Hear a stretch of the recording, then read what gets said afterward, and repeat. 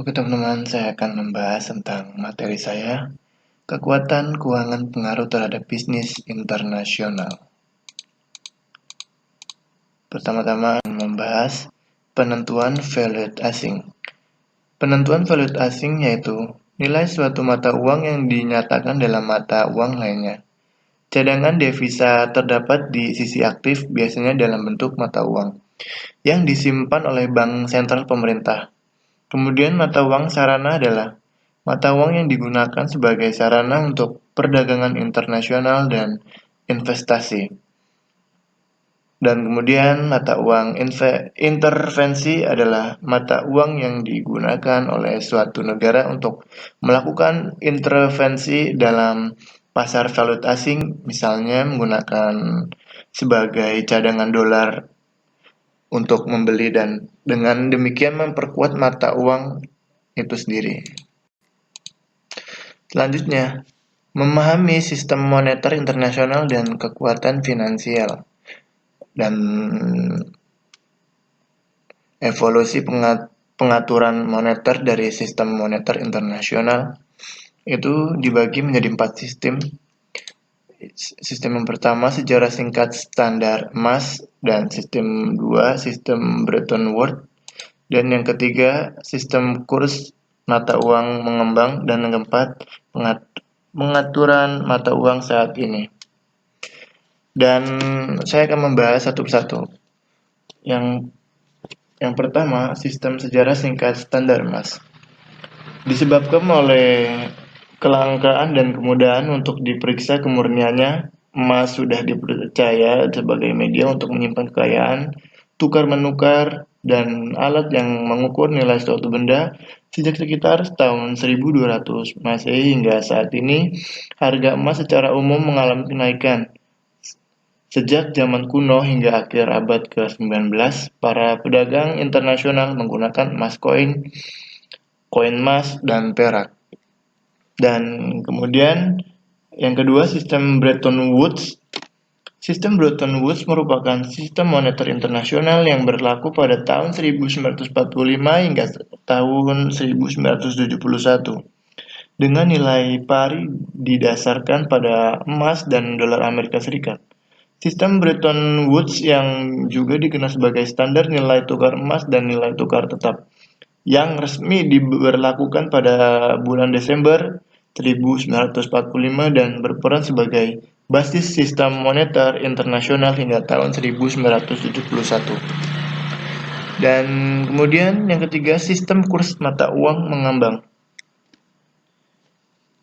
Kurs mata uang mengembang merupakan nilai tukar yang diperbolehkan mengembang terhadap mata uang lain dan ditentukan berdasarkan kondisi pasar.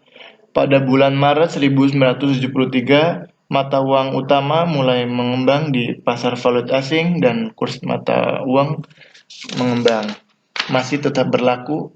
Perjanjian yang mendasari peraturan mengenai sistem mengembang disetujui oleh anggota IMF setelah memahami kenyataan tersebut pada pertemuan di Jamaika tahun 1976.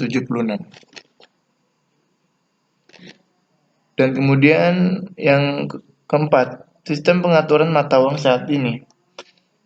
8 kategori pengaturan nilai tukar yang digunakan di IMF saat ini untuk menggambarkan bagaimana posisi mata uang sebuah negara terkait dengan mata uang dari negara lain. Dan saya akan memetakan satu-satu 8 kategori pengaturan nilai tukar yang digunakan IMF saat ini. Apa sih itu IMF? Lembaga keuangan yang didirikan berdasarkan konferensi ekonomi di Bretton Woods pada tahun 1944 untuk meningkatkan kerjasama moneter internasional serta memelihara dan meningkatkan keseimbangan lalu lintas pembayar internasional di antara anggotanya. Dan kemudian saya akan membahas 8 kategori pengaturan nilai tukar yang digunakan IMF saat ini. Yang pertama, pengaturan pertukaran tanpa ada mata uang resmi merupakan pemakaian mata uang negara lain oleh suatu negara atau sekelompok negara yang memakai mata uang bersama. Sedangkan yang kategori kedua, Pengaturan Dewan Mata Uang menggambarkan komitmen legislatif untuk menukar mata uang dalam negeri ke mata uang negara tertentu dengan menggunakan nilai tukar tetap. Kategori ketiga, pengaturan nilai tukar tetap konvensional lain menggambarkan pematokan mata uang ketika terdapat hubungan nilai tukar tetap dan dibolehkan adanya fluktuasi nilai tukar di kisaran yang sempit di sekitar nilai tukar tersebut, tetapi tidak lebih dari 1%. Dan selanjutnya kategori keempat, patokan nilai tukar di dalam kisaran horizontal menggambarkan pengaturan yang ditetapkan ketika dibolehkan adanya fluktuasi nilai tukar lebih dari 1% di sekitar nilai tukar yang telah ditetapkan. Dan kategori yang kelima, crawling pegs adalah pengaturan ketika mata uang disesuaikan ulang secara berkala pada suatu nilai. Kemudian kategori keenam, crawling banks menggambarkan penyesuaian ulang nilai tukar untuk mempertahankan margin fluktuasi di kisaran nilai tukar yang terpusat.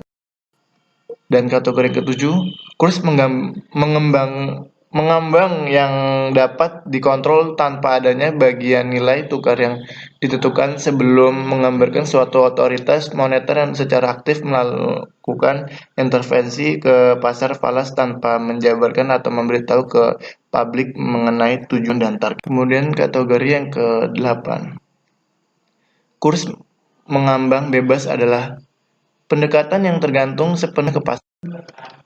Dan kemudian tujuan Bank for International Settlements atau BIS. Bank for International Settlements atau BIS dikenal sebagai lembaga keuangan paling aman di dunia. BIS adalah lembaga internasional untuk bank-bank sentral yang dibuat untuk membangun kerjasama antara bank-bank sentral tersebut untuk mencapai kestabilan moneter dan keuangan. Bank-bank sentral negara industri maju bertemu setidaknya 7 kali dalam setahun di BIS untuk mendiskusikan sistem keuangan global. Kemudian dampak fluktuasi nilai. Kekuatan finansial. Yang pertama, fluktuasi nilai mata uang. Setelah adanya sistem moneter Bretton Woods, mata uang yang mengambang bebas mengalami fluktuasi satu sama lain. Di saat itu, bank-bank sentral melakukan intervensi di pasar valuta asing dengan cara membeli atau menjual sejumlah besar mata uang dengan tujuan mempengaruhi permintaan dan penawaran dari. Dan yang kedua, proyeksi nilai tukar. Melakukan proyeksi. Dan 3 pendekatan yang paling sering digunakan adalah pendekatan pasar efisien, pendekatan fundamental, dan pendekatan teknikal. Kemudian yang ketiga, kontrol nilai tukar mata uang. Pemerintahan dapat membatasi nilai tukar mata uangnya terhadap mata uang lain. Terdapat perbedaan kontrol antara negara yang satu dan dengan negara yang lain, dan bahkan di dalam sebuah negara tergantung pada jenis transaksinya. Kemudian ada perpajakan. Perpajakan merupakan salah satu kekuatan finansial yang berdampak signifikan. Jika perusahaan dapat memperoleh beban pajak yang lebih rendah dibandingkan dengan pesaingnya, perusahaan bisa menurunkan harga jual ke pelanggan atau memperoleh pendapatan yang lebih tinggi sehingga bisa membayar gaji dan dividen dalam jumlah yang lebih besar. Dan selanjutnya tingkat inflasi dan bunga. Inflasi adalah tren kenaikan harga. Beberapa ekonom menyatakan bahwa hal ini disebabkan oleh permintaan yang melebihi penawaran. Sementara pandangan lain menyatakan bahwa penyebab inflasi adalah kenaikan pasokan uang yang beredar. Namun, seluruh ekonom setuju bahwa dalam ekonomi yang terinflasi terdapat kenaikan harga. Kemudian praktik-praktik akuntansi. Yang pertama, penyebab meningkatnya utang negara berkembang pemecahan masalah hutang, dan yang kedua itu pemecahan masalah hutang. Selanjutnya kebijakan moneter dan fiskal. mempengaruhi inflasi. Kebijakan fiskal dan moneter suatu negara dapat menimbulkan kenaikan atau penurunan inflasi. Kebijakan moneter misalnya untuk mengawasi sirkulasi uang, sedangkan kebijakan fiskal yaitu untuk mengatur pendapatan dan belanja pemerintah. Pentingnya inflasi bagi bisnis. Tingkat inflasi yang lebih tinggi akan mengakibatkan harga barang dan jasa yang dihasilkan atau ditawarkan oleh suatu negara meningkat, dan dengan demikian barang dan jasa tersebut menjadi kurang kompetitif. Tingkat inflasi relatif mempengaruhi di mana perusahaan internasional meningkatkan dan melakukan investasi modal. Suku bunga cenderung akan lebih tinggi ketika inflasi tinggi, dan inflasi tinggi menghambat investasi. Dan